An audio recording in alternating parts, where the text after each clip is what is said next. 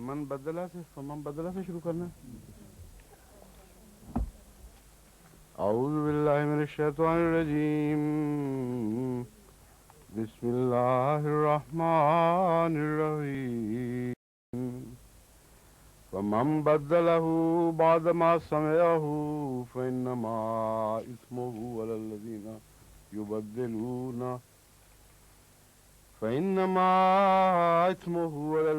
یبدلونہ ان اللہ سمیع علیم. فمن خاف من موص جنفا او اثما فاصلح بینہم فلا اثم علیہ ان اللہ غفور رحیم. یا ایھا الذین آمنوا کتب علیکم الصیام کما کتب علی الذین من قبلکم لعلکم تتقون ایاما معدودات. فمن کان منکم مرض او علی سفر فعدۃ من ایام اخر ويأبى على الذين يطيقونه فدية طعام مسكين فمن تطوع خيرا فهو خير له وأن تصوموا خير لكم إن كنتم تعلمون. شهر رمضان الذي أنزل فيه القرآن هدى للناس وبينات من الهدى والفرقان فمن شهد منكم الشهر فليصمه ومن كان مريضا على سفر فعدة من أيام أخر يريد الله بكم اليسر ولا يريد بكم العسر ولتكملوا العدة ولتكبروا الله على ما هداكم ولعلكم تشكرون. وإذا سألك عبادي عني فإني قريب أجيب دعوة الداع إذا دعان فليستجيبوا لي وليؤمنوا بي لعلهم يرشدون. أحل لكم ليلة الصيام الرفث إلى نسائكم هن لباس لكم وأنتم لباس لهن علم الله أنكم كنتم تختانون أنفسكم فتاب عليكم وعفى عنكم فالآن باشروهن وابتغوا ما كتب الله لكم وكلوا واشربوا حتى يتبين لكم الخيط الأبيض من الخيط الأسود من الفجر ثم أتموا الصيام إلى الليل ولا تباشروهن وأنتم عاكفون في المساجد تلك حدود الله فلا تقربوها كذلك يبين الله آياته للناس لعلهم يتقون. ولا تأكلوا أموالكم بينكم بالباطل وتدلوا بها إلى الحكام لتأكلوا فريقا من أموال الناس بالإثم وأنتم تعلمون.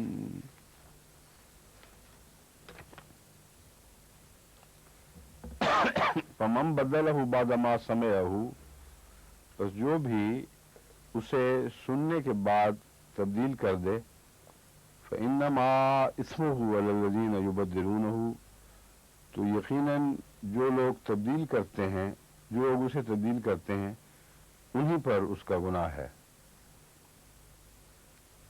اس میں انہی پر گناہ جو ہے اس سے مراد یہ ہے کہ اگر لا علم لوگ جن کو علم نہ ہو اور نہ انہوں نے سنا ہوا ہو ان کو یہ علماء بدیانتی سے ایک بات سننے کے بعد یعنی یہود علماء کی بات ہو رہی ہے اور جاننے کے بعد پھر اس میں تبدیلی پیدا کریں اور عوام الناس کو بتائیں تو جو گناہ ہے وہ انہی پر ہے جنہوں نے اسے تبدیل کیا اور غلط خبر پہنچائی. ان اللہ سمیع علیم یقیناً اللہ تعالیٰ بہت سننے والا اور بہت جاننے والا ہے. یہاں یہ خیال نہیں ہونا چاہیے کہ ہر گناہ اس میں داخل ہے. جو گناہ ہے وہ اپنی ذات میں ہر انسان کی فطرت میں محسوس ہو جاتا ہے کہ یہ گناہ ہے. اور اس کے متعلق قرآن کریم میں الگ تعلیم ہے. لوگ کہیں گے کہ ہمیں ان لوگوں نے گمراہ کیا تو اللہ تعالیٰ فرمائے گا تم کیوں گمراہ ہوئے. یہاں وہ مضمون نہیں ہے. یہاں غالباً عقائد سے تعلق رکھنے والی یا دوسری علمی باتیں ہیں جن میں بعض دفعہ علماء جان بوجھ کر لوگوں کو غلط پیغام دیتے ہیں خدا کی طرف منسوب کر کے.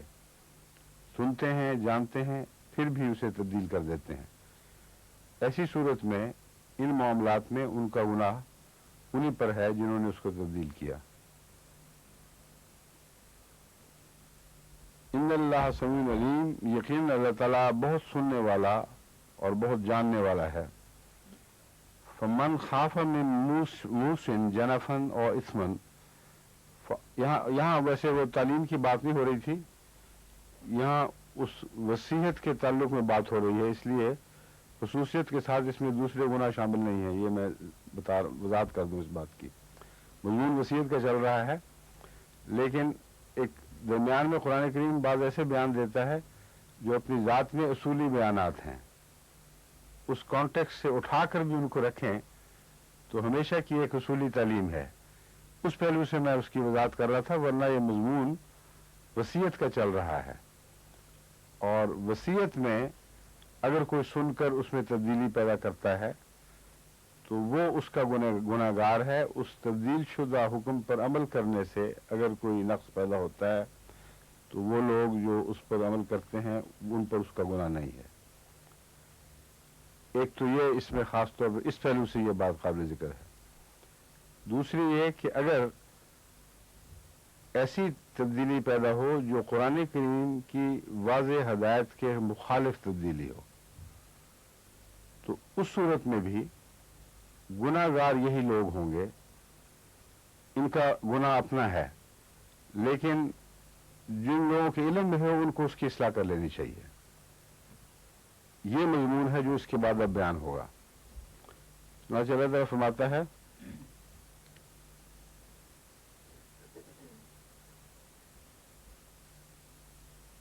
کہاں گیا یہ آیت 100 ہاں فمن خاف من موس جنفا اور اثمن، بس جو یہ سن لے بات اور موسی سے کے متعلق یہ خوف رکھتا ہو کہ وہ ناجائز کسی کی طرف جھک گیا ہے یا اس نے وصیت میں گناہ کمایا ہے، یعنی ناجائز وصیت کی ہے، تو پھر وہ کیا کرے؟ تب بھی اسے تبدیلی کا حق نہیں دیا اللہ تعالیٰ نے. یہ خاص طور پر قابل توجہ بات ہے.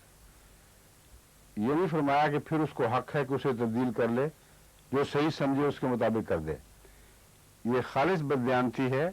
باوجود علم کے کہ اس نے گناہ کمایا ہے، باوجود علم کے کہ اس نے غلط رجحان کا مظاہرہ کیا ہے، غلط جھکاؤ کا مظاہرہ کیا ہے، اس کے باوجود اسے تبدیلی کا حق نہیں ہے. اسے کیا حق ہے؟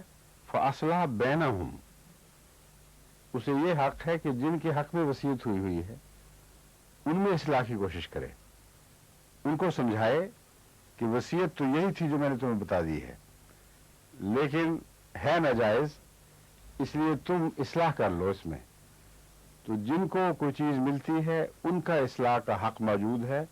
وہ اپنی خوشی سے خدا کا کلام سن کر وصیت کا حق جو ان کو دیا گیا تھا بے شک نہ لیں، وہ اگر اسے ناجائز سمجھیں.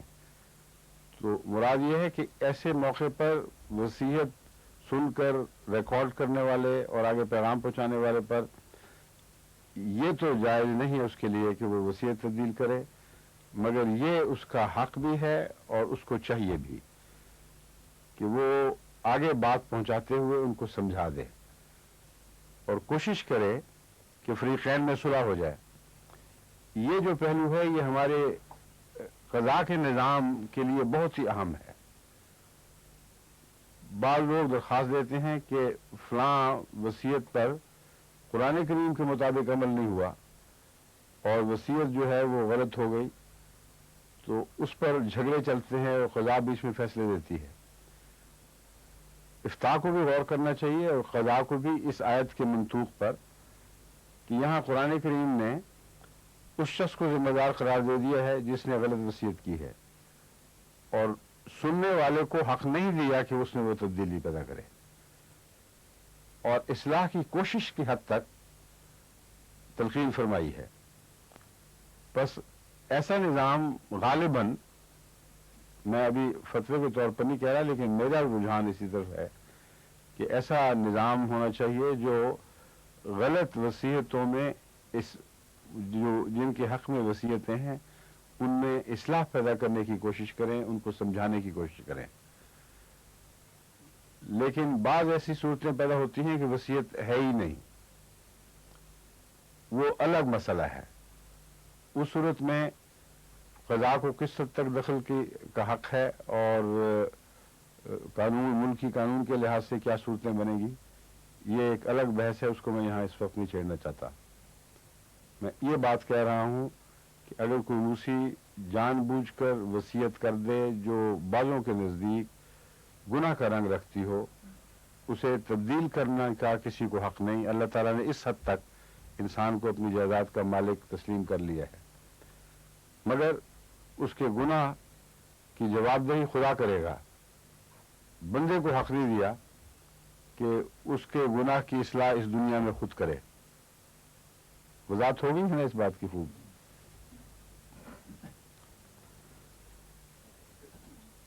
فَأَصْلَحَ بَيْنَهُمْ ہے، دیکھیں فَأَصْلَحَ فی الوصیہ نہیں فرمایا، اصلح بینہم فلا اثم علیہ ان اللہ غفور الرحیم، یقین اللہ تعالیٰ بہت بخشنے والا اور بہت رحم فرمانے والا ہے.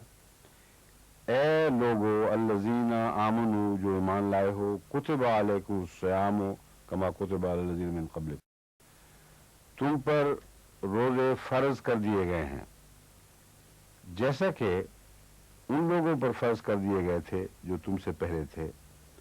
لعلکم تتقون، تاکہ تم روزوں کے ذریعے زیادہ پاک صاف ہو جاؤ اور زیادہ اللہ کا تقوی اختیار کرو.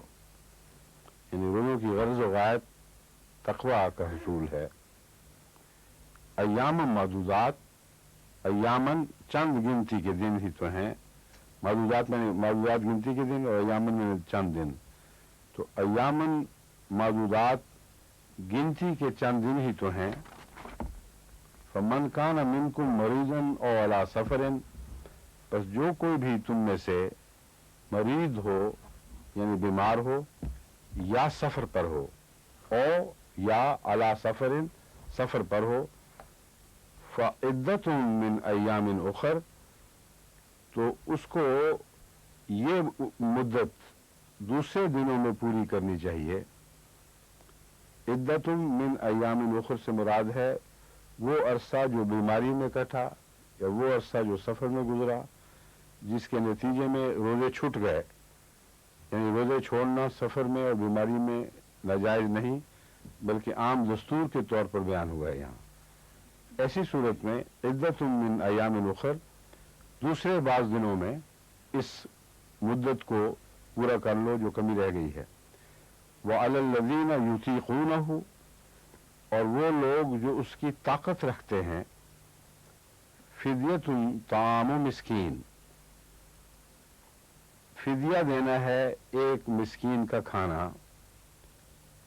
یطیقونہ کا کیا مطلب ہے؟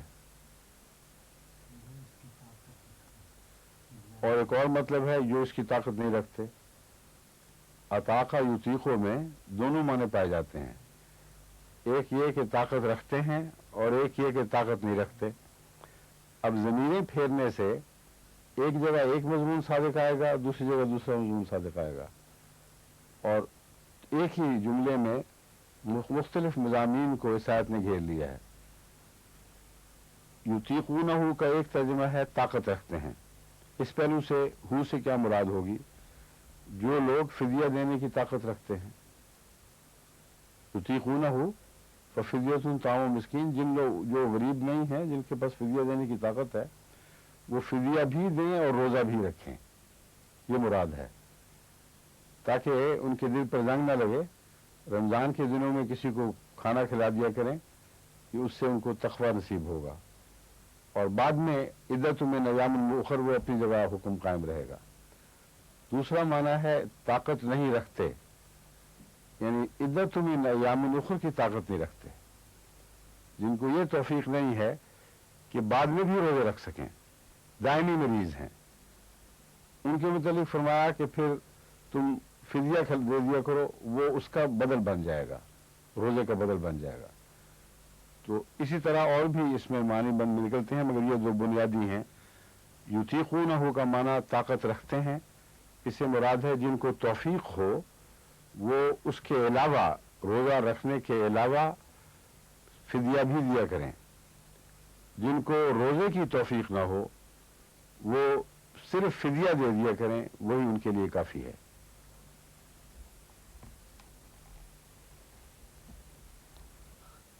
فمن تطوع خیرا فہو خیر اللہ, اور جو کوئی شوق سے نیکی کرے تو اس کے لیے اچھی بات ہے. اگر کوئی شوقیہ طور پر قربانی کرتے ہوئے فدیہ دے, اور اس میں صرف یہ ایک سوال اٹھے گا کہ اگر طاقت ہے تو فدیہ تو دے گا ہی, وہاں الا کے لفظ سے اس کے اوپر فدیہ لازم قرار دے دیا ہے, تو پھر تطوع کا کیا معنی ہے؟ کوئی بتائیں آپ مومن صاحب. دلی خوشی سے, ہیں دلی خوشی سے, کس چیز کو؟ روزہ بھی اور فدیہ بھی ہے, وہ دلی خوشی سے دے, چٹی سمجھ کے نہ رکھے نہ دے تو اس کے لیے اچھا ہے. دلی خوشی سے, لیکن یہ کوئی اس سے زیادہ مضمون نظر آ رہا ہے. پہلے فرمایا الذین یطیقونہ فدیۃ طعام مسکین, جو فدیہ کی طاقت رکھتے ہیں, ہم نے یہ ترجمہ کیا نا, فدیہ کی طاقت رکھتے ہیں ان کو طعام مسکین دینا چاہیے. ایک اور اس کا مطلب یہ بنتا ہے کہ وہ لوگ جو سفر اور بیماری کے باوجود طاقت رکھتے تھے, طاقت نہیں رکھتے کہ مضمون بھی چلتا ہے. یہ بھی ہو سکتا ہے کہ سفر کی وجہ سے اجازت نہیں ہے اور رخصت کے احترام میں لوگوں نے روزے چھوڑے ہیں, حالانکہ طاقت رکھتے تھے. تو وہ جو اپنی خلش دور کرنے کے لیے طوعی طور پر نیکی اختیار کرتے ہوئے کسی کو کھانا کھلائیں تو یہ اچھی بات ہے. ایک ہے طاقت رکھتے ہی نہیں تھے, جو رکھتے ہی نہیں تھے روزہ کی طاقت, انہوں نے تو فدیہ دینا ہی دینا ہے. ان کے لیے الا کا حکم ہے, فرض ہے ان پر. لیکن جو طاقت رکھتے تھے روزے کی اور اس کے باوجود اللہ کے اجازت کے احترام میں روزہ نہیں رکھا, ان کے نفس کی تسکین کے لیے یہ معلوم ہوتا تطوع کا جو ارشاد ہے وہ زائد فرمایا گیا ہے کہ ان کو اگر دلی شوق سے وہ غریب کو کھانا کھلا کر اپنی تسکین پوری کر لیں تو بڑی اچھی بات ہے, یہ ان کے لیے ثواب کا موجب ہوگی. اس سے یہ بھی مان ہوتا ہے کہ اگر کہ سفر میں یا مریض میں طاقت انسان رکھتا ہے, یعنی سفر کو برداشت کر سکتا ہے, تو روزہ رکھنے کی, تو وہ روزہ رکھنے نہیں, روزہ کہاں ہے, روزہ تو ذکر ہی کوئی نہیں.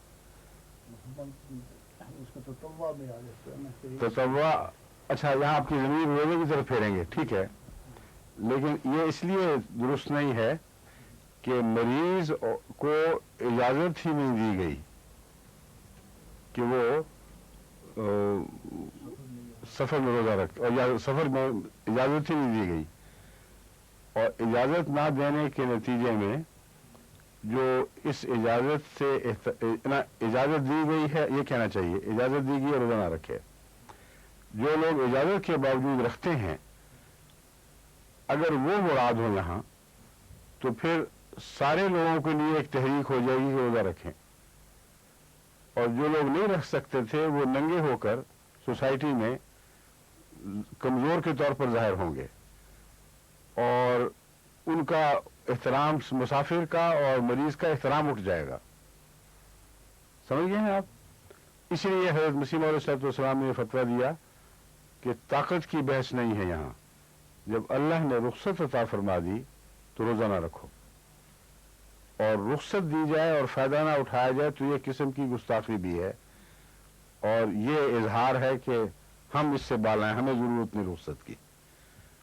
और मसीह अलैहिस्सलाम ने मिसालें देकर बताया है कि ऐसे रोज़मर्रा की किसी से को रुख्सत दी जाए तो वो ना उठाए तो बदतमीजी लगती है, पसंद नहीं करता इंसान।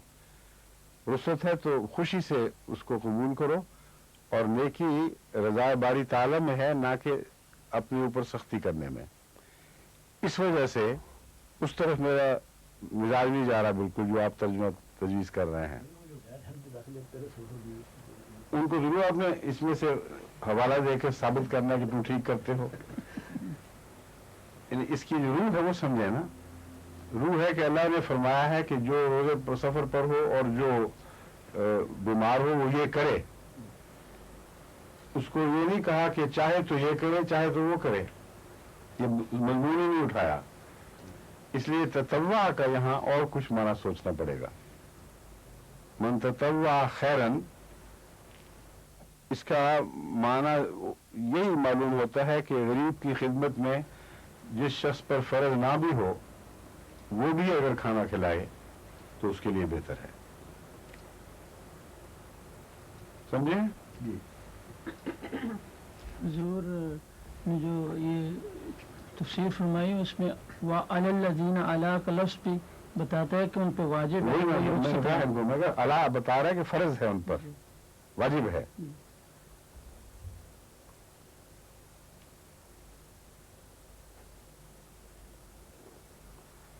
वो अलल्लज़ीना युतीक़ूनहु, देखे ना, युतीक़ूनहु की ज़मीर जब रोज़ों की तरफ जाएगी तो मुराद ये होगी जिनको रोज़ा रखने की ताकत थी, उनके उसके बावजूद उन्होंने नहीं रखा। फ़फ़िद्यतुन ताम मिस्कीन, उनके लिए मिस्कीन का खाना खिलाना है। दूसरा है जिनको फिदिये की ताकत है, उन पर फर्ज है कि वो फिदिया दें, लेकिन रोजा छोड़ने की बात नहीं की किसी सूरत में भी।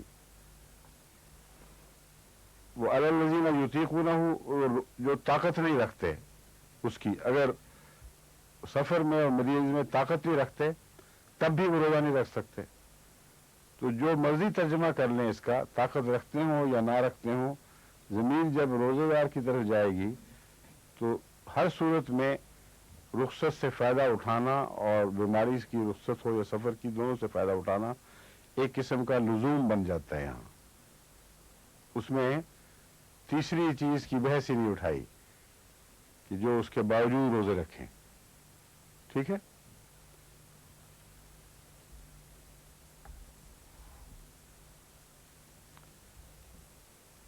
क्योंकि फमन ततव्वा खैरन फहुव खैरुल लहू,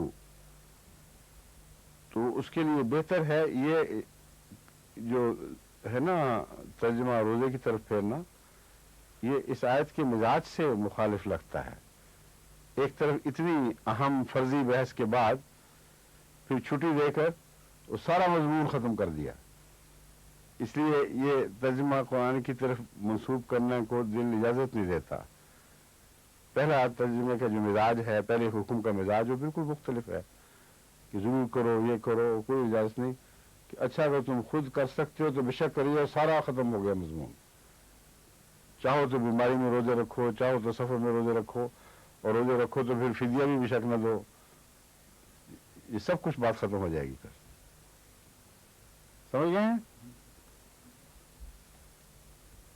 हमारे लिए तो अब इसके सिवा चारा ही कोई नहीं अब, क्योंकि जिसको खुदा ने इमाम महदी बनाया उसको जो हदायत आसमान से दी गई है वही सही हदायत है।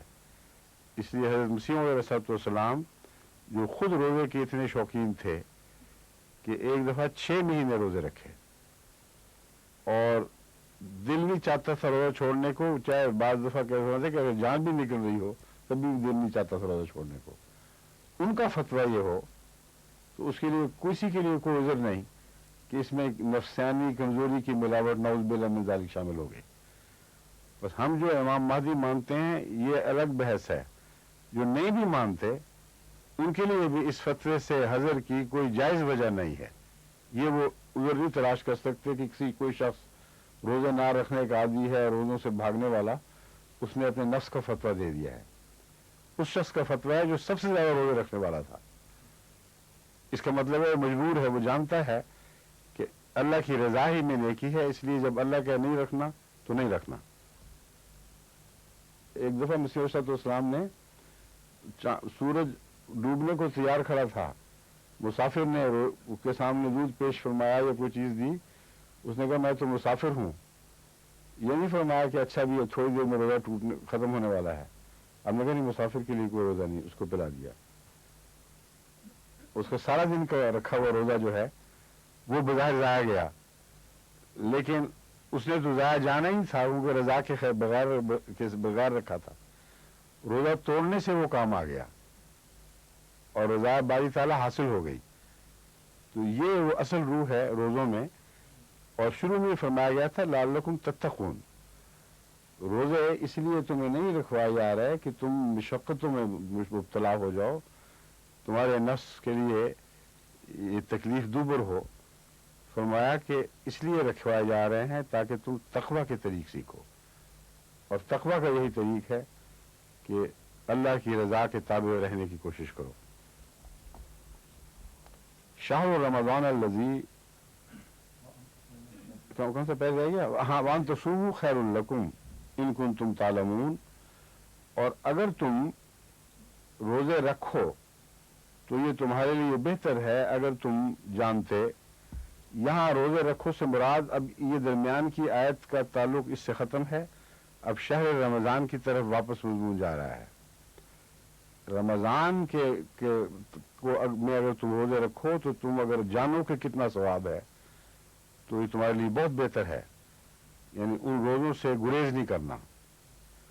اور بالعموم روزوں کے لیے بھی یہی حکم ہے کہ اگر روزہ رکھ سکتا ہو نیکی کی خاطر تو اس کو روزہ رکھنا اس کے لیے بہت اچھا ثواب کا موجب ہے. لیکن اکثر لوگ روزے کی برکات سے واقف نہیں ہیں. شہر رمضان الذی انزل فیہ القرآن، رمضان کا مہینہ، الذی جس میں قرآن اتارا گیا، فیہ القرآن، فیہ میں نے اس میں، القرآن قرآن. تو رمضان کا مہینہ شہر کہتے ہیں مہینے کو، وہ جس میں قرآن اتارا گیا، ہدی للناس، لوگوں کے لیے ہدایت ہے، وبینات من الہدی. یہ کس میں ہدایت ہے؟ قرآن کی بات ہو رہی ہے. قرآن مجسم ہدایت کے طور پر اتارا گیا ہے. وبینات من الہدی، اور ہدایت میں بھی پھر آگے چوٹی در چوٹی زیادہ روشن ہدایتیں اس سے پھوٹ رہی ہیں.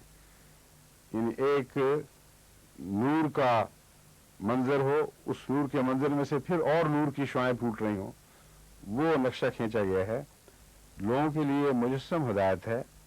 وہ بینات من الہدی، ہدایت میں سے بھی بہت کھلی کھلی روشن ہدایتیں اس کے اندر داخل ہیں. والفرقان، اور کھوٹے کھرے میں تمیز کرنے والا ہے. یہ اتارا گیا ہے رمضان میں. اس کا دوسرا ترجمہ یہ ہے رمضان کے بارے میں قرآن کریم اتارا گیا ہے.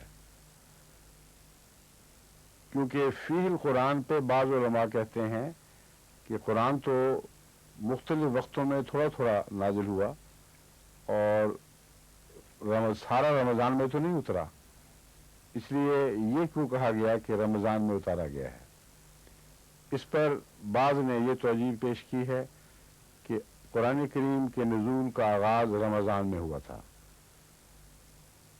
اس کے متعلق کوئی قطعی گواہی ہے ہمارے پاس کہ اقرا والا واقعہ جو ہے وہ رمضان میں ہوا تھا؟ میرے علم میں اس پہلو سے کوئی حدیث نہیں آئی. ہمارے علماء کے علم میں ہو تو مجھے بتائیں. لیکن उलमा ने ये उठाई है बात, तो हो सकता है उनके इल्म में कोई क़ती दलील हो या अंदाज़ा लगाया हो कि चूँकि फ़ीहिल कुरान का दावा फरमाया गया है, इसलिए पहली आयत रमज़ान ही में नाजिल हुई होगी। दूसरा ये बयान किया जाता है कि रमज़ान में जितना कुरान उस वक्त तक नाजिल हो गया था, जिब्राईल हज़रत रसूल अकरम सल्लल्लाहु अलैहि वसल्लम के पास हाजिर होकर उस हद तक जहाँ तक नज़ूल हो चुका था तमाम कुरान की दुहाई करते थे, और गोया हर दफ़ा रमज़ान में उस वक्त तक का नाजिल शुदा कुरान उतारा जाता था। दूसरा माना यह किया गया है। तीसरा माना यह है जो मैंने बताया है कि बाद उलमा कहते हैं कि रमज़ान के बारे में कुरान नाजिल हुआ है। अब रमज़ान के बारे में कुरान नाजिल होने का मतलब ये बनेगा कि रमज़ान में जितनी नेकियां हैं वो तमाम तर ऐसी हैं कि गोया कुरान ने उन सब पर गुफ्तगू फरमाई है, और रमज़ान महीने की गैर मामूली बरकत की तरफ इशारा है। कोई और महीना नहीं है जिसमें वो सारी नेकियां इकट्ठी हो जाएं जो कुरान करीम ने बयान फरमाई हैं। और खाना काबा जिसकी तामीर हज की खातिर की गई है, उसमें एक मरकजी नुक्ता एतकाफ का भी है। रमज़ान में एतकाफ का भी हुक्म है, कुर्बानियों का हुक्म है, और यहाँ भी हर किस्म की माली कुर्बानी की तरफ भी रमज़ान में इतने अहकामात मिलते हैं कि किसी और महीने में इस कदर गुरबा के लिए, दूसरों के लिए माली कुर्बानी के अहकाम नहीं मिलते। तो तफसीली तौर पर यह कह देना कि गोया कुरान करीम रमज़ान की खातिर उतारा गया, या रमज़ान के अंदर होने वाले भरी जाने वाली भरी हुई नेकियों के मुतालिक उतारा गया, ये कोई बईद अज़ अक़ल बात नहीं। फमन शहद मिनकुम शहरा फलियसुमहु। शहदा का मतलब होता है देखे, गवाह हो जाए। मुराद है जो पाए उसे। फमन शहद मिनकुम शहरा, जो तुम में से उस महीने को पाए, फलियसुमहु, तो उसके रोजे रखे। जिसका मतलब ये बनता है कि शहदा में मुसाफिर नहीं आते और मरीज नहीं आते। तो शहदा का मतलब यह है कि जो इस काबिल हो कि रमज़ान पर ज़ाती गवाह बन सके, उस पर फर्ज है कि वो रोजे रखे। सिर्फ चांद देखने वाली मुराद नहीं है। उस महीने में, जिस महीने में भी वो रमज़ान का शाहिद बन सकेगा, और शाहिद वही होता है जो ज़ाती तजर्बे और यकीन के साथ एक बात की गवाही देता है। तो सिर्फ सरसरी पाना मेरे नज़दीक मुराद नहीं है, वरना जो भी पाए उस पर फर्ज हो जाएगा रोजे रखना।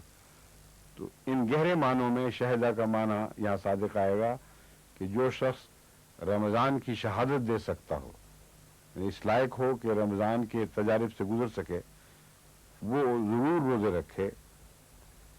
व मन काना मरीज़न, देखें साथ ही रुख्सत का भी जिक्र फरमा दिया, वो शहदा से निकल जाएगा। जो मरीज है वो मुस्तस्ना हो जाएगा इसमें से। व मन काना मरीज़न और सफरिन फ़इद्दतुम मिन अय्यामिन उखर, फिर दोबारा उसके लिए गोया फर्ज के तौर पर गोया फरमाया गया है, उसको अलग मुद्दत में रोजे रखने होंगे। अगर ततव्वा का वही मतलब था जो पहले गुजरा है, तो बात के आखिर पर तो इशारा हो सकता है कि अल्लाह कहता है ठीक है मैंने कह दिया, लेकिन फिर भी इजाजत है नेकी की, अगर शौक से रोजा रखने चाहो तो रख लो। यह आयत उसके बाद आ गई है, पूरी तफसील से मजमून बयान करके इस शुबे का इजाला कर रही है कि इसकी इजाजत नहीं है, और आगे तफसील वजह भी बयान फरमा दी।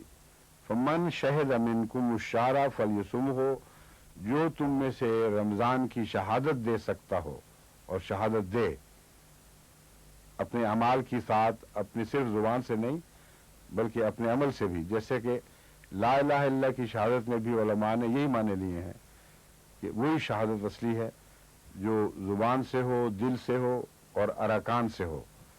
तो تو یہاں غالباً اسی قوت کے ساتھ یہ لفظ شہدہ استعمال ہوا ہے. وَمَنْ كَانَ مَرِيضًا، پس جو مریض ہے یا سفر پر ہے فعدۃ من ایام اخر، اس کو دوسرے دنوں میں روزے رکھنے چاہیے، رمضان میں نہیں رکھنے. یرید اللہ بکم الیسر ولا یرید بکم العسر، یہ تم نے اللہ تعالیٰ فرما رہا ہے کہ تمہارے لیے اللہ تعالیٰ آسانی پیدا کر رہا ہے، تمہاری تکلیف سے خدا کو کوئی لطف نہیں آتا. یہ بات بھول جاؤ. اور مقاصد ہیں لیکن تکلیف دینا مقصد نہیں ہے. بس جب تکلیف دینا مقصد نہیں ہے تو تم زبردستی خدا کو تکلیف سے کیسے خوش کر لو گے؟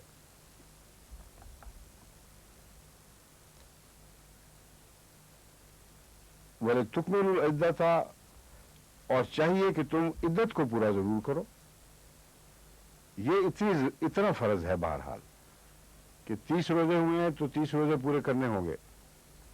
وَلِتُكَبِّرُوا اللَّهَ عَلَى مَا هَدَاكُمْ وَلَعَلَّكُمْ تَشْكُرُونَ، اور خوب اللہ تعالیٰ کی بڑائی کرو اس بات پر، اس کا ذکر بلند کرو کہ جو اس نے تمہیں ہدایت عطا فرمائی. وَلَعَلَّكُمْ تَشْكُرُونَ، اور تاکہ تم خدا کے شکر گزار بندے بن سکو. اب فرمائیے کیا سوال اٹھ رہا ہے؟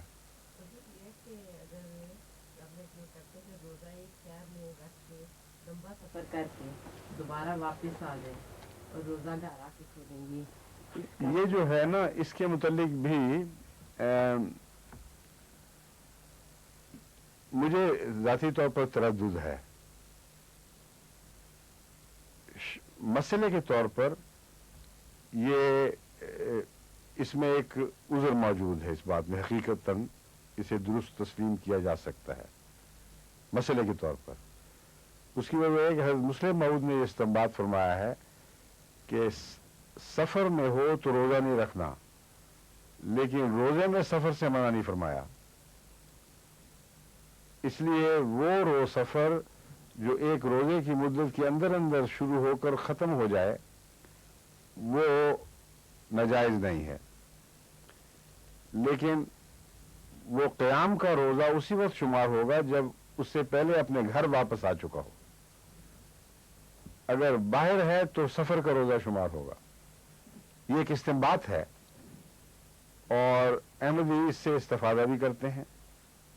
میں نے بھی اس طرح استفادہ کیا ہوا ہے احتراماً، لیکن میرے دل میں تردد یہ ہے کہ جب وہ سفر پہ چلتا ہے تو اس وقت سفر کی حالت میں روزہ اس کا آتا ہے. بہرحال یہ کہنا کہ میں روزے میں سفر پر ہوں اور یہ تفریق کرنا کہ میں سفر میں روزے پر نہیں ہوں، یہ بہت مشکل کام ہے جس دوران وہ سفر میں ہے، اور پھر واپس آنا بھی یقینی نہیں ہے. میں ایک دفعہ اسی طرح سفر کے لیے صبح روزہ رکھ کے گیا، لاہور جانا تھا، پھر لاہور سے سفر اس دن روزہ کے بعد سفر کیا ختم کرنے کے بعد، پھر پنڈی جانا تھا، آگے سفر کرنا تھا، واپس آنا تھا، اس لیے لاہور گیا تھا کہ وہاں سے ایک دن میں سفر کے اندر روزہ بھی مکمل کر لوں. لیکن مارا مار دوڑ لگائی، لیکن واپسی پہ روزہ رستے میں ہی ٹوٹ گیا. تو وہ تکلیف کس کھاتے میں گئی؟ اس لیے یہ احتمالات ہیں، اور بنیادی روح جو ہے وہ یہی ہے کہ اللہ تعالیٰ تمہیں مشقت میں نہیں ڈالنا چاہتا. اس لیے میں یہ نہیں کہتا کہ اگر کیونکہ قانونی نقطہ نکالا ہے حضرت مسلم موعود نے، اس نقطے سے کوئی فائدہ اٹھا لے تو حرام کرے گا، یہ نہیں میں کہہ سکتا. لیکن ذاتی طور پر مجھے ہمیشہ اس پہ تردد رہا ہے، ابھی بھی ہے، کہ اگر اس طرح اٹھائیں تو ایک رستہ بن جائے گا اس روح کو ڈیفیٹ کرنے کا جس روح کو حضرت مسیح موعود علیہ الصلوۃ والسلام نے کھول کر بیان فرمایا، یہاں تک کہ اس کا روزہ توڑوا دیا. حضرت مسلم موعود کا موقف یہ تھا کہ چونکہ اس کا سفر لمبا تھا اور واپس پہنچ نہیں سکتا تھا، اس لیے وہ ٹھیک ہے، یہ درست ہے. لیکن اس کے باوجود جب آپ اس کی روح میں ڈوب کے دیکھیں کہ کس طرح مسیح علیہ الصلوۃ والسلام روزہ توڑوا رہے ہیں، تو اس وقت میں سمجھتا ہوں کہ اگر کوئی شخص ایسے سفر میں بھی روزہ نہ رکھے تو اس کے لیے بہتر ہے. اگر رکھ لے تو چونکہ مسلم اور کا ایک مدلل فتویٰ ہے، میں اس کے خلاف کچھ نہیں کہہ سکتا، مگر اگر ایسے سفر میں نہ رکھے تو میرے نزدیک اس کے لیے بہتر ہے۔ یہ شاید فتویٰ ان لوگوں کے لیے دیا گیا ہو جو حد سے زیادہ تشدد کرتے تھے اور کہتے تھے کوئی رستہ نکلے ہم روزہ رکھ لیں۔ اور بعض دفعہ ایک انسان اپنے نفس کو پوری طرح پڑھ نہیں سکتا، حقیقت میں وہ روزہ خراب کر رہا ہوتا ہے اپنا، اس خاطر کہ بعد میں نہ رکھنا پڑے، اور وہ نیکی نہیں ہوتی بلکہ اجتناب کا ذریعہ ہوتا ہے۔ اگر ایک انسان اپنے ضمیر کو پڑھ لیتا ہو صاف، تو اس کو صاف پتہ چل جائے گا کہ کہاں اس کی نیت نیکی کرنے کی نہیں بلکہ نیکی سے بھاگنے کی ہے۔ رمضان کے مہینے میں آسان ہے روزہ رکھنا، ساری دنیا اٹھ رہی ہے، سب کے ساتھ روزے رکھ رہے ہیں، بعد جو اکیلے اکیلے رکھنا پڑتا ہے پھر سمجھ آتی ہے۔ تو وہ وہاں بھی نیکی کا ہی امتحان ہوتا ہے دراصل۔ اگر اس نیت سے کوئی کر رہا ہے تو پھر اسی حد تک اس کے اندر ایک کمزوری، اس کی نیکی میں کمزوری واقع ہو جائے گی، اور اس نیت کا بیچ میں دخل دینا اجنبی بات نہیں ہے۔ کئی دفعہ روزہ رکھنے میں جب شدت پیدا ہوئی اور میں نے اپنا خود تجزیہ کیا تو پتہ چلا کہ اصل دل یہ چاہ رہا ہے کہ رمضان کے مہینے میں سب پورے ہو جائے۔ تو اس وقت پھر میں کھٹکا کے بات، یعنی میرے دل میں یہ دھڑکا پیدا ہوا کہ یہ کوئی پھر نیکی نہیں ہے، یہ تو فضول بات ہوئی۔ کیا ہوا؟ پر جانا ہو، اس کا بھی الگ مسئلہ ہے، جن کی زندگی کی روٹین اس کے لیے الگ مسئلہ ہے۔ اس کے لیے حضرت مسیح علیہ السلام نے فتویٰ دیا ہے کہ جن کا پیشہ ہے سفر وہ مستثنا ہیں، کیونکہ ان کے پھر ایام اخر آتے ہی نہیں،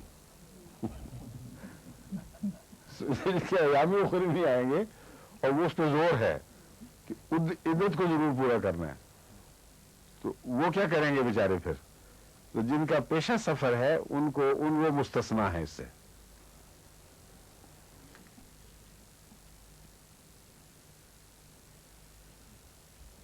بولے تکمل العدہ میں عدت کا پورا کرنا بہت اہم قرار دیا گیا ہے۔ بولے تکبر اللہ علی ما ہداکم ولعلکم تشکرون واذا سألک عبادی انی فانی قریب، اور اگر تجھ سے میرے بندے پوچھیں انی میرے بارے میں، فانی قریب، یہ نہیں فرمایا کہ تو کہہ دے کہ میں قریب ہوں، خود جواب دے رہا ہے۔ وہ خدا نے جہاں بھی وہ شخص ہے جس نے سوال کیا اس کی بات سن لی اور اسے بتا رہا ہے کہ میں تو قریب ہوں۔ اجیب دعوت الداعی اذا دعانی، جب مجھے بلانے، دعوت کرنے والا ہے، میرے سے دعا مانگنے والا مجھے بلاتا ہے، فلیستجیبوا لی، میں اجیب دعوت الداعی، میں اس دائی کی دعوت کا جواب دیتا ہوں۔ جو شخص مجھے پکارتا ہے میں اس پکارنے والے کی پکار کا جواب دیتا ہوں، اذا دعانے، جب مجھے پکارے، جب مجھ سے دعا مانگے نہیں فرمایا، وہاں بھی انی فانی قریب تھا۔ اس لیے بعض لوگ جو اس آیت کا مفہوم نہیں سمجھتے وہ شکوک میں مبتلا رہتے ہیں کہ اللہ تعالیٰ تو لگتا ہے کہہ رہا ہے کہ ہر شخص جو مجھ سے دعا مانگے میں اس کی دعا ضرور سن لیتا ہوں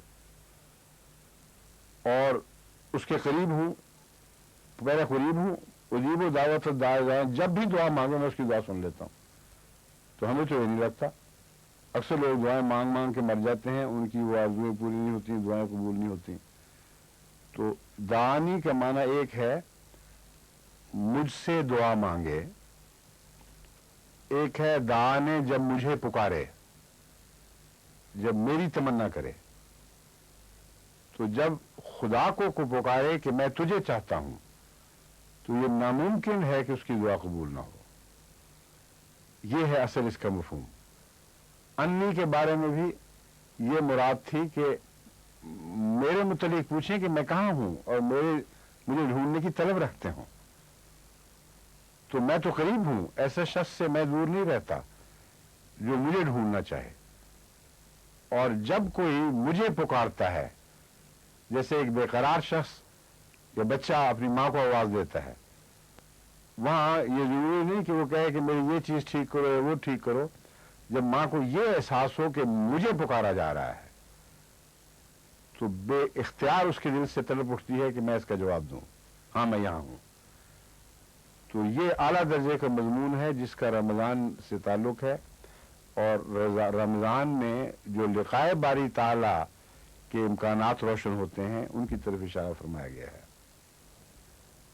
اجیب و دعوت دائے اذا دعان، میں ضرور دعوت کا جواب دیتا ہوں جب وہ مجھے بلائیں. اور دوسرا معنی بھی جائز ہے اس کا، جیسا کہ میں نے بیان کیا تھا.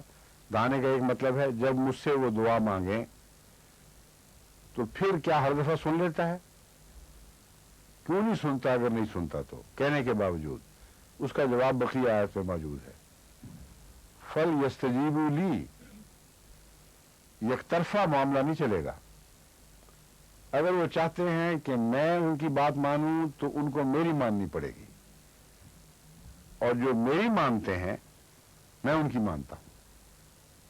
یعنی تعلق اگر محبت کا ہے اس کے نتیجے میں انسان غیر معمولی باتیں مانتا ہے.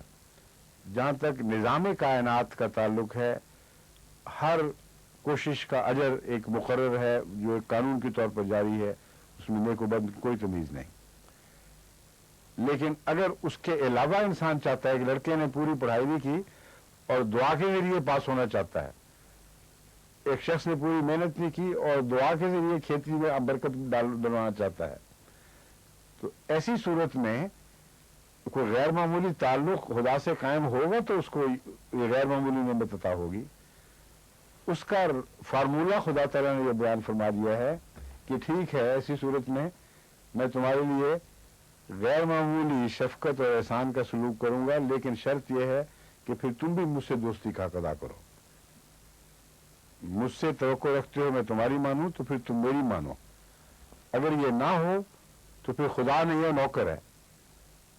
نوکر کو جب چاہو بلا لو، آواز دے کے، اس کی مجال نہیں کہ نہ آئے، مجال نہیں کہ انکار کرے، اور اگر وہ کرے تو پھر شکوہ کرتے ہیں.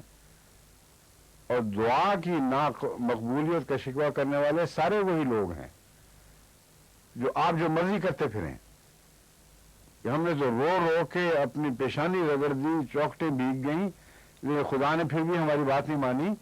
اس بات میں تو اخلاص سے روتے ہو، اس میں کوئی شک نہیں، مگر باقی زندگی میں تم خدا سے وہی تعلق رکھتے ہو. اگر نہیں تو پھر یہ آیت تمہارے مقابل پر کھڑی ہو جائے گی کہ فل یستجیبوا لی، تم نے یہ شرط پوری نہیں کی کہ میری باتوں کا جواب ہاں میں نہیں دیا اور تعمیل کی صورت میں نہیں دیا، تو پھر میں بھی آزاد ہوں کہ تمہاری بات نہ مانوں. وَلْيُؤْمِنُوا بِي لَعَلَّهُمْ يَرْشُدُونَ، اس کا مطلب یہ ہے وَلْيُؤْمِنُوا، مجھ پر ایمان لے آئیں. اب سوال یہ ہے کہ ایمان بعد میں کہاں سے لانا ہے؟ اگر دعائیں پہلے ہو رہی ہیں، تعلق بڑھائے جا رہے ہیں، استجابت کا مضمون ہے، تو بعد میں کیا ایمان لائیں؟ اصل حقیقت یہ ہے کہ اگر ایمان سچا ہو تو یہ چیزیں خود بخود ضرور ظاہر ہوتی ہیں. اگر ان میں رکھنا دیکھتے ہو تو یہ یاد رکھنا تمہارے ایمان میں خرابی ہے. ایمان لاؤ، پھر یہ سب رکھنے دور ہو جائیں گے. جب بھی دعائیں قبول نہ ہو رہی ہوں، انسان دوگلا تعلق اللہ سے رکھ رہا ہے تو کوئی بنیادی نقص ہے. اور ایمان سچا ہو تو یہ باتیں ہو ہی نہیں سکتی، یہ نقائص ہی نہیں ہو سکتے. تو فوراً تجزیہ کر دیا بیماری کا اور یہ فرما دیا کہ فکر کرو اب اپنے ایمان کی. شکوے ہم سے کرتے ہو دعا کی نامقبولیت کے، اور اندر تمہارے کھوٹ ہے. فَلْيُؤْمِنُوا بِي، میری ہدایت یہ ہے کہ اپنے ایمان کی فکر کریں اور مجھ پر تازہ ایمان لائیں. لَعَلَّهُمْ يَرْشُدُونَ، تاکہ وہ ہدایت پائیں. صاف پتہ چلا کہ ان سب دعاؤں کے باوجود، ان سب توجہات کے باوجود، روزوں کے باوجود ابھی وہ ہدایت نہیں پا سکے تھے. بس اصل مقصد صرف دعائیں قبول کروانا نہیں، اصل مقصد خدا پر سچا ایمان لانا اور اس ہدایت پانا ہے. أُحِلَّ لَكُمْ لَيْلَةُ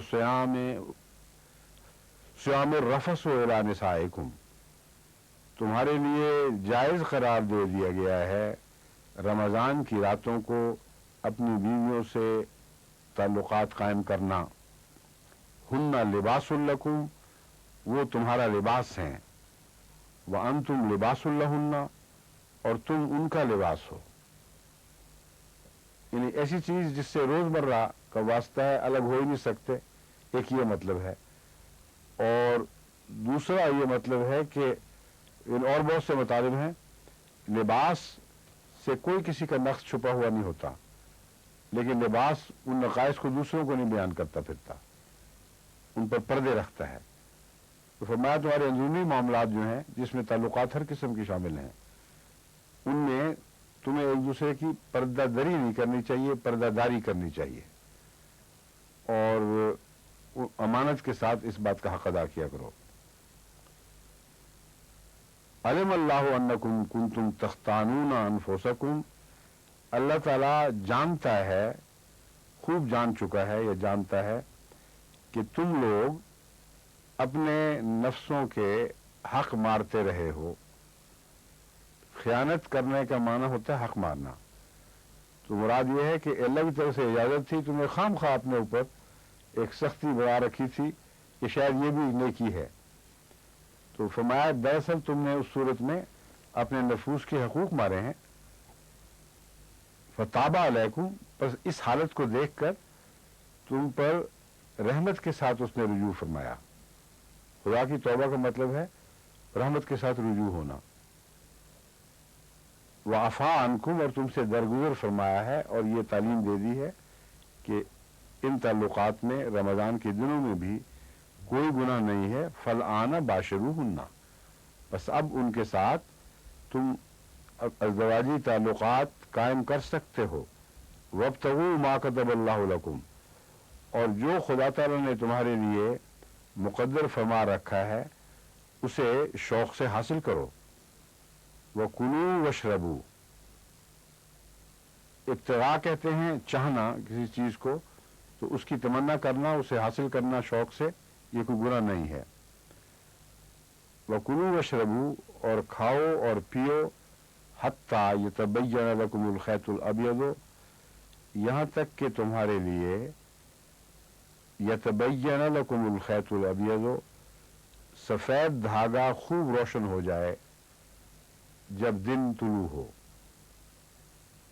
जब दिन तुलू हो का तर्जुमा यहां लिखा नहीं हुआ, दिन तुलू हो बाद में आएगा, मैं पहले कर रहा हूं, उसकी वजह बताऊंगा क्यों। हत्ता यतबय्यन लकुमुल खैतुल अबयद, यहां तक कि तुलू फजर के वक्त जब सफेद धागा काले धागे से रोशन हो जाए, उसके मुकाबले पर नुमाया हो जाए, उस वक्त तक तुम खाओ पियो। जो मिनल फजर का लफ्ज़ है, ये आयत के आखिर पर लिखा हुआ है, और ये पहला जुमला जो है वो इस बात का, इस मफरूजा के ऊपर मबनी है कि सुबह हो रही है, इसलिए मिनल फजर को बाद में ज़ाहिर फरमा दिया गया है। लेकिन अगर लफ्जी तर्जुमा पे इंसान जोर देकर इसे आखिर पर पढ़े तो उससे मुगालता पैदा हो जाता है। वो मुगालता ये है कि पढ़ेंगे इस तरह, हत्ता यतबय्यन लकुमुल खैतुल अबयद, यहां तक कि तुम्हारे लिए सफेद धागा रोशन हो जाए, मिनल खैतिल अस्वदे मिनल फजर, सुबह के काले धागे से। तो सुबह का काला धागा कब होता है? वो तो रात का काला धागा होता है। इसलिए मिन का माना गलत पड़ा जाता है बाज दफा। जब मिनल फजर का माना धागे के साथ मिला के पढ़ेंगे तो मजमून बिगड़ जाएगा। वो नौज़ुबिल्लाह, अल्लाह ताला ये कह रहा है कि जब सुबह के काले धागे से रात का सफेद धागा अलग हो जाए, ये तो हो ही नहीं सकता। इसलिए मिनल फजर एक किस्म का तफसीरी जुमला है जो आखिर पर आया है। उर्दू में इसका बेहतरीन तर्जुमा यही होगा कि जब तुलूए फजर के वक्त रात के स्याह धागे से सुबह का सफेद धागा अलग हो जाए।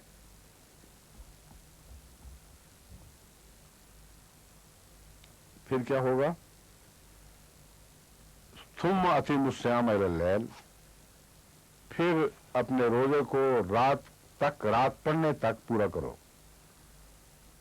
रात पढ़ने में अक्सर मुसलमान उलमा इसी पर मुत्तफिक हैं कि मुराद है सूरज का डूबना, जब सूरज डूब चुका हो तो रात पड़ गई। बाज मुतशद्दिद हैं इस बात में, और गालिबन शिया ज़्यादा इस बात पर जोर देते हैं कि जब तक सुर्खी है रात नहीं पड़ी, इसलिए वो रोज़ा बहुत देर में खोलते हैं, यहाँ तक कि जो वो मगरिब का वक्त समझते हैं सुर्खी का, वो ख़त्म हो फिर जाके वो खोलते हैं। चुनांचे बाज़ दफ़ा मुझे याद है शिया इलाकों में वहाँ कई दफ़ा लेट अज़ान भी लेट दिया करते थे, यानी सूरज डूब चुका है और अज़ान 5-7 बल्कि 10 मिनट के बाद दी जा रही है। वजह यह थी कि वो शियों के लिए अज़ान एक वक्त का ऐलान था, तो ये बताने के लिए कि अभी सूर्य बेशक डूबा और रात नहीं पड़ी, रोज़ा भी नहीं खोलना, इसलिए वो लेट अज़ान दिया करते थे। मगर आमतुल नास जो ज़्यादातर सुन्नी फिरके के अक्सर लोग गालबन वो सिर्फ सूरज डूबने को ही रात समझते हैं, और अरबों ने उस ज़माने में हमेशा यही समझा था, इसलिए वो जो खींचा तानी है ये ज़रूर से ज़्यादा तवाहमात करने में मुब्तला होने वाली बात है। सुम्मा अतीमुस्सियाम अल-लैल, फिर रोज़े को रात तक पूरा करो। अतीमु मैंने पूरा करना। वला तुबाशिरुहुन्ना व अंतुम आकिफून, और एक बात याद रखना कि जिन दिनों में तुम इत्तिकाफ बैठे हो उन दिनों में वो हुक्म नहीं है कि रोज़ा ख़त्म होने के बाद तुम अपनी अज़वाज से ताल्लुकात रख सकते हो। उसकी वजह है कि रोज़े की मुद्दत है सुबह से रात तक, और इत्तिकाफ की मुद्दत है 10 दिन मुसलसल 24 घंटे, तो उस मुद्दत में तुम्हें कोई रुख्सत नहीं है। उसमें अपने रोज़मर्रा के ताल्लुकात से उसी तरह अलहदगी करनी होगी जिस तरह रोज़ों के दिनों में है, सिवाय उस चीज़ के जिसकी खुदा ने वाज़ेह तौर पर इजाज़त दी हो, यानी खाने पीने की। वो इत्तिकाफ की रात को भी इजाज़त है, लेकिन इन ताल्लुकात के मुतालिक वज़ाहत फरमा दी, ये इत्तिकाफ के दौरान जारी नहीं रहने चाहिए। तिल का हुदूदुल्लाह है, और यहाँ आकिफून फिल मसाजिद फरमाया है। बाज़ औरतें मुझसे पूछती रही हैं रमज़ान में कि हम अपने घर में इत्तिकाफ करना चाहती हैं, बाद उन्हें रखे भी, तो मैंने उनको ये जवाब दिया था कि ये कोई इत्तिकाफ, इस्लामी इत्तिकाफ वो नहीं है जिसको कुरान करीम ने रमज़ान के हवाले से बयान फरमाया है। तो अपने कमरे में बंद होना चाहो मर्जी है, लेकिन ये समझो कि इत्तिकाफ बैठी हुई ये गलत है। इत्तिकाफ के साथ फिल मसाजिद की शर्त है, और खाना काबा के साथ चूंकि इत्तिकाफ का एक ख़ास ताल्लुक है, इसलिए इन मसाजिद में वही सुन्नत दोहराई जाती है। घर बैठे इत्तिकाफ नहीं हो सकता। घर बैठे अपने आप को रोकना किसी मकसद की खातिर हराम नहीं है, मगर उसे ये शरई इत्तिकाफ नहीं कहा जा सकता। तिलका हुदूदुल्लाह है फला तक़रबूहा, ये अल्लाह ताला की कायम करदा हुदूद हैं, उनके करीब भी ना जाओ। हुदूद के जो करीब जाए और हुदूद से बेतकल्लुफ हो जाए कि एक कदम वहां जाना जो है वो मैं रोक लूंगा, ज्यादा से ज्यादा जहां तक इजाजत है मैं उस किनारे तक पहुंचूं, इस रुझान को मना फरमाया है ये कहकर कि अल्लाह ने जो हुदूद कायम की हैं उनके आखिरी किनारे तक ना ही पहुंचा करो, क्योंकि जहां जब आखिरी किनारों पे पहुंचोगे तो पहली तरफ कदम रखना एक आम बात बन जाती है, रोजमर्रा की जिंदगी में दिखाई देता है कि फिर इंसान का कदम कभी दूसरी तरफ भी जा पड़ता है। चुनांचे हज़रत सल्लल्लाहु अलैहि वसल्लम ने इस मज़मून को रख के हवाले से बयान फरमाया कि बादशाहों की रख के पास जो चरवाहे बकरियां चराते हैं, रख का दायरा जहां शुरू होता है, जो अकल वाला चरवाहा है वो उसके करीब भी नहीं जाएगा, क्योंकि बकरियों को क्या पता, कोई गलती से दूसरी तरफ भी चली जाती है, और जब जाती है तो फिर उस चरवाहे को उस बादशाह के अताब का सजावार बना देती है। तो बकरियों से मिसाल देने से मुराद इंसानी नफ्सियात, नफसानी तभी ख्वाहिशात और कमजोरियां हैं। तुम चरवाहे हो उनके, तुम जब रख के किनारे किनारे अपनी ख्वाहिशात के साथ फिरोगे तो कोई ख्वाहिश اپنی بیوقوفی میں وہ اس دائرے سے باہر قدم رکھ سکتی ہے. اس لیے اس طرف نہ جانا. تل کا حدود اللہ ہے, اللہ کی حدود ہیں. فلا تقربوها کذالک یبین اللہ آیاتہ للناس لعلہم یتقون. اسی طرح اللہ تعالیٰ اپنی آیات کو لوگوں کے لیے خوب کھول کھول کر بیان کرتا ہے, لعلہم یتقون, تاکہ وہ تقوی اختیار کریں. ولا تاکلوا, اور نہ کھاؤ اپنے اموال, بینکم, اپنے درمیان, بالباطل, فریب کے ذریعے, دھوکہ دہی کے ذریعے, جھوٹ کے ذریعے. وتدلوا بہا الی الحکام, اور تم یہ کرتے ہو یا یہ کرو کہ حکام کے سامنے وہ اموال پیش کرو, لتاکلوا فریقا من اموال الناس, تاکہ تم پبلک ویلتھ میں سے حکام کو خوش کر کے وہ حصہ لے لو, بالاسم, یعنی جس پہ تمہارا حق نہیں وہ گناہ ہوگا. تو اگر تم اس نیت سے اپنے صاحب امر لوگوں, صاحب یعنی حکومت کے نمائندوں کو کچھ دیتے ہو اپنا مال, اس لیے نہیں کہ ان سے بڑی محبت ہوگی یا ان کو تحفہ دے رہے ہو, اس لیے کہ اس مال کے ذریعے جس مال کو امین بنائے گئے ہیں, یعنی پبلک مال, اس میں سے کچھ جھوٹ کے ذریعے کھا جاؤ, تو یہ گناہ ہے. وانتم تعلمون, اور تم یہ بات جانتے ہو, تمہیں پتہ ہے. اس کے لیے کسی مزید بحثوں کی ضرورت نہیں. جو لوگ اس قسم کی رشوتیں دیتے ہیں ان کو پتہ ہوتا ہے کہ کیا مقصد ہے. باقی کا انشاءاللہ. السلام علیکم.